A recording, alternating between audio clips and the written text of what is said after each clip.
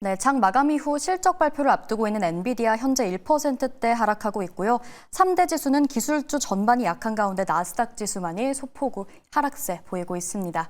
네, 이제 시장 대응에 필요한 내용들 체크해 볼게요. 글로벌 인사이트 시간인데요. 오늘은 그레너리 투자자문 이완수 대표 모셨습니다. 대표님 안녕하세요. 네, 안녕하십니까. 네, 반갑습니다. 네. 자, 그렇다면 오늘의 주제부터 살펴보도록 하겠습니다. 주제는 엔비디아가 AI 버블론에서 증시를 구해낼까입니다.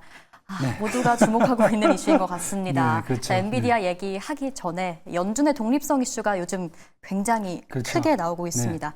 트럼프가 연준 장악을 계속해서 하려고 하고 있고 이제는 지역은행 총재까지 노린다는 얘기까지 들려오고 있어요. 네. 어떻게 보십니까? 사실 뭐 과거에 이런 사례가 없었죠. 그러다 보니까 사실 시장에서 우려를 하고 있는데 저는 뭐 그렇게 우려할 필요는 없다. 왜냐하면 어차피 연준이라는 조직도 있고 행정부라는 조직도 서로 이제 상호간의 이해관계가 맞지 않으면은 사실 네. 이제 싸우고 갈등을 보이는 게 이제 맞다라고 지금 보여지고 있고요. 뭐 특히 이번 리사쿡 연준 이사에 대해서 트럼프 대통령이 이제 해임 통보를 했어요. 근데 이건 뭐 법적으로 이게 뭐 나와 있는 건 없어요. 일단 해임 통보를 했는데 연준 쪽에서는 이건 말이 됐냐 그러면서 지금 크게 반발을 좀 하고 있거든요. 만약에 이게 받아들여진다라고 했을 경우에 또 이걸 지금 대비해서 트럼프 대통령 같은 경우는 지금 후임도 지금 선별 작업을 들어가겠다 지금 이렇게 얘기가 되고 있어 갖고 미셸 보우먼 부의장이라든지 크리스토퍼 월러 이사 그다음에 이번에 임명된 스티브 미란 이사까지 여기에다가 이제 리사쿡 이사를 누가 대체한다고 그러면은 네. FMC의 11명의 투표권 중에서 7명이 이 연준 이사거든요. 그 중에서 연준 이사 4명이 사실은 이탈이 돼버리거든요. 네. 나머지 4명이 지역은행 총재인데 지역은행 총재들은 사실 연준 이사들을 따라가기 때문에 제가 봤을 때 뭐 거기까지 손댈 필요는 없는데 이제 그것도 지금 이제 트럼프 행정부에서 이제 안전하게 자기들의 표를 이제 확보하기 위해서 하겠다라고 얘기를 하고 있어 갖고 저는 이렇게 된다라고 보면은 사실 지난번에 이제 잭슨홀 미팅에서 이 파월 의장이 되게 비둘기파적 발언을 한 게 결국 연준을 좀 행정부로부터 지키려고 했던 그런 의도가 있지 않는가 그런 생각까지 할 수 있어요. 그렇다 보면은 9월 17일 날 예정된 FOMC 회의에서 기준금리 인하는 저는 뭐 기정사실화로 이제 보셔야 될 것 같고 네. 중요한 것은 이번 주에 있는 7월 이제 PCE 지수 이제 개인 소비 지출 지수하고 다음 주에 나올 8월 이제 노동 보고서 요 이제 지수를 좀 더 보면서 과연 50bp와 같은 이제 B컷을 할 건지 아니면 이제 3번 연속을 할 건지 지금 뭐 점도표는 올해 말까지는 3.9%고 내년 2026년도 말까지는 3.6%이기 때문에 네. 그런 점도표도 이제 이번에 나온 FOMC 회의에서 또 수정될 가능성도 있기 때문에 중요한 것은 데이터 수치 나오는 것은 결국은 속도 조절, 그다음에 금리 인하 폭 이런 것들을 아마 결정할 수 있는 그런 요인으로 나올 수 있다 이렇게 지금 보시면 될 것 같고요. 저는 그래서 그런 측면에서 본다면 계속 요즘 말씀드리는 게 금리 인하와 관련된 수혜주는 계속 보셔야 된다 이렇게 지금 말씀을 드리고 있습니다. 네, 저희 투자 전략은 또 마지막에 한번 여쭤보도록 하겠고요. PCE 등 지표가 남아 있기 때문에 금리 인하는 기정사실화겠지만 비컷일지 25bp일지는 해당 지표들 그쵸. 보면서 한번 전망해보면 될 것 같습니다. 자, 다음으로 오늘의 주제죠. 네. 엔비디아 실적이 정말 거품론 잠재울 수 있을까요? 네. 사실 거품론도 지금 이게 실체가 지금 불명확해요. 왜냐하면 샘 울트먼이 뭐 지금 AI 시장이 이제 버블이 끼어 있다 이렇게 얘기를 했는데 이게 이제 가격이 높아져 갖고 생기는 버블인지 아니면은 AI 업체들 간의 경쟁이 심화되면서 나오는 버블인지 네. 사실 이것도 사실 명확하지는 않거든요. 대신에 이제 지금 나와 있는 것을 보면은 팩트셋이 2분기 S&P 기업들의 이익 성장률 5%를 전망했는데 지금 실적 발표하는 거 보면 대부분이 한 평균적으로 12% 성장이 나왔거든요. 되게 좋게 나왔어요. 근데 그 중에서 IT하고 통신 서비스 섹터가 지금 전체 3분의 2의 성장을 이끌고 있는 상황이거든요. 그래서 만약에 지금 이런 상황입니다. 엔비디아가 실적이 여기서 어닝 서프라이즈라든지 컨센서스 460억 달러, 그 다음에 뭐 EPS 1달러 이 정도에 딱 어느 정도 맞춰갖고 나온다고 했을 경우에는 실질적으로 보시면은 이익 성장률이 12%를 더 넘어서게 됩니다. 왜냐하면은 지금 매출액 440억 달러는 작년 대비해서 53% 증가한 수치고요. 영업이익 216억 달러는 작년 대비해서 30% 증가한 수치거든요. 그렇다고 보면 이익 성장률이 한 15%까지도 끌어올릴 수 있는 그런 어마어마한 수치가 지금 조정이 가능하거든요. 그래서 시장에서 얘기하는 게 만약에 이제 엔비디아 실적이 어느 정도 받쳐준다고 하면은 결국은 2분기에 영업 성장률이죠.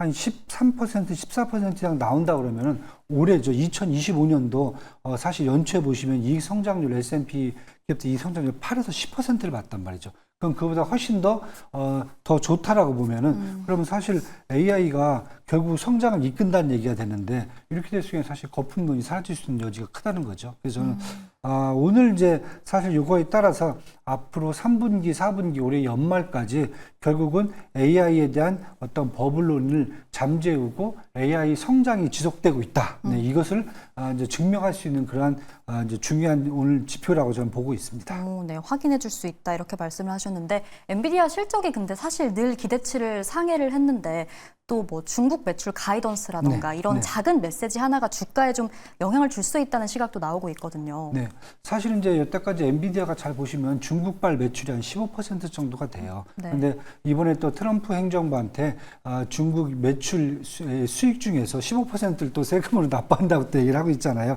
그리고 또 H20에 대해서 또 이제 중국 정부가 이제 그 수입을 이제 제한하는 또 조치까지 취하고 있기 때문에 이런 부분 보면 사실 중국발 수요 때문에 뭔가 좀 실적에 이상이 있지 않을까라고 얘기했는데 사실 중국발 이제 비정상에 대해서는 지금 한 1년 6개월 거의 2년 동안 똑같은 얘기가 나오고 있어요. 그래서 저는 이제 가끔씩 그런 비유를 해요. 비만 광고 보시면은 항상 붙어 있어요. 비만이 온몸에. 그런데 그냥 살아가거든요, 다들. 그러다 보니까 저는 중국발 수요 같은 경우에는 만약에 리스크가 이미 이렇게 노출되어 있는 분야고 또 여기서 수요가 안 나온다, 매출이 안 나온다 하더라도 풍선 효과에 의해서 동남아시아라든지 중동이라든지 유럽발 수요는 항상 높게 유지가 되고 있기 때문에 저는 뭐 실적에 대해서는 조금 이제 뭐 의구심을 좀 많이 경계감을 푸는 게 좋지 않을까 이렇게 지금 보여지고 있습니다. 네, 재미있는 비유도 함께 해주셨고요. 중간에 트럼프 정책도 언급을 해주셨는데 뭐 15%를 납부해라 세금으로 이런 정책 기조들을 보면 정말 단순한 보호무역주의가 아니라 이제는 약간 국가 자본주의로 향하고 있는 게 아닌가 이런 우려도 있습니다. 요즘 사실 이제 미국 기업들 사이에서 미국 연방 정부가 이제 국가 자본주의죠, 스테이트 캐피탈리즘을 강하게 적용하는 게 아닌가. 왜냐하면 사실 이런 부분들은 중국하고 러시아가 사실은 많이 적용을 하면서 국영 기업을 통해서 쉽게 해서 인프라 산업을 다 통제를 하고요. 그다음에 흑자를 통해서 세금도 많이 걷어들이고 이런 일을 지금 하고 있거든요. 근데 이번에 지금 보시면은 트럼프 행정부 같은 경우는 사실 기존과 좀 확실히 눈에 차이가 있습니다. 왜냐하면 기존의 연방 정부들은 기업이라든지 이제 개인으로부터 이제 이런 세금들을 걷어서 그걸 갖고 운영을 했는데 지금 트럼프 행정부 같은 경우는 국가가 강해야 결국 나라도 강해지고 개인의 부도 축적될 수 있다 이렇게 지금 보고 있기 때문에 이미 이제 보시면 이제 상호 관세라는 것도 어떻게 보면은 관세를 사실 그렇게 많이 부과하지는 않은데 개인들을 희생시켜서 결국 연방 정부의 수입을 끌어들이고 있죠. 그다음에 요즘 국부 펀드 지금 만든다고 하고 있죠. 그래서 거기다 코인도 담겠다라고 하고 있고. 그다음에 기업에 대한 수익도 쉐어링하겠다. 결국 인텔 같은 것도 인프라 산업이라고 할 수 있거든요. 반도체에서 지분도 인수해서 거기서 수익이 나오면은 또 그걸 정부가 가져가겠다. 그러니까 쉽게 해서 어떻게 보면 전에 미국 시장에서 볼 수 없었던 이제 국가 자본주의가 조금씩 나오지만은 이 부분에 대해서 시장에서 되게 미국 같은 큰 거부감이 있는데 사실 미국을 제외한 국가 우리나라도 뭐 한전부터 시작해서 많거든요. 이제 그런 부분들을 좀 본다면은 아마 이제 트럼프 행정부를 이제 기준으로 해서 미국도 아마 정부의 어떤 강한 이제 세수라든지 이런 것들을 확보하는 측면에서 본다면 저는 어떻게 보면은 앞으로 이제 연방 정부가 더 강해질 수 있는 그런 요인이 생긴다라면은 미국 증시라든지 금융시장도 더 탄탄하게 유지가 될 수 있다라고 보기 때문에 조금 더 긍정적인 면을 좀 볼 수 있다 이렇게 지금 보여주고 있습니다. 네, 긍정적인 측면을 한번 짚어주셨는데요. 요즘에 또 단기물 국채금리 보면은 말씀하신 것처럼 9월에 금리 인하를 좀 반영을 하고 있는 것 같아요. 맞습니다. 좀 내리고 있는데 그렇다면 우리는 금리 인하 수혜주 투자해야 되잖아요. 네, 그렇죠. 투자 전략 어떻게 세워보면 좋을지 짚어주시죠. 국내요. 네.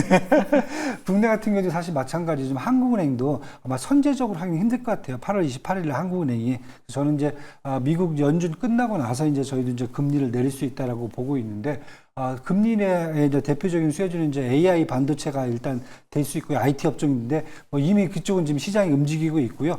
그 다음에 이제 수혜를 볼 수 있는 게 사실은 이제 제약 바이오하고 이제 소비재 쪽이거든요. 소비재는 요즘 뭐 K 컬처에 관련돼 있어 갖고 뭐 농심부터 시작해서 뭐 삼양 이미 이제 반영이 돼 있기 때문에 저는 국내 같은 경우는 제약바이오 쪽을 좀 한번 보시는 게 어떻겠는가.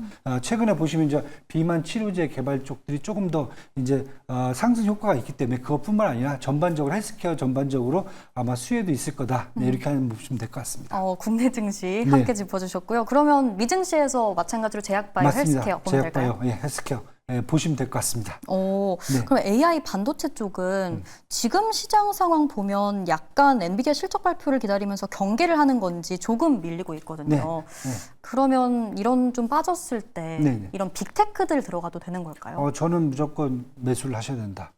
이럴 때 매수를 좀 하셔야 되고요. 쉽게 해서 그냥 PER 수준으로 딱 보면은 네. 엔비디아가 지금 포워드 PER이 35배예요. 180달러까지 올라와 있고 이 정도 매출을 하고 성장성을 보여주고 있는데 포워드 PER이 지금 35배라는 것은 사실 직무유기죠. 제가 보기에는 너무 낮아요. 충분히 지금 실적이 올라오면서 밸류에이션이 올라가는 거기 때문에 더 매수를 하셔도 된다. 특히 메타도 마찬가지고 마이크로소프트도 마찬가지고 지금 그다음에 구글도 마찬가지이기 때문에 네. 그런 측면에서 저는 보시면 될 것 같고요.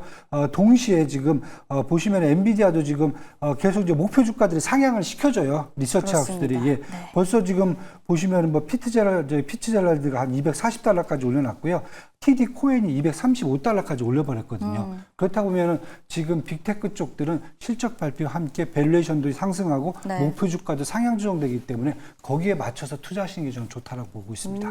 네, 빅테크 투자 전략까지 짚어주셨습니다. 네, 오늘 말씀 여기까지 듣도록 하겠습니다. 그레노리 투자자문 이완수 대표와 함께했습니다. 말씀 고맙습니다. 네, 감사합니다.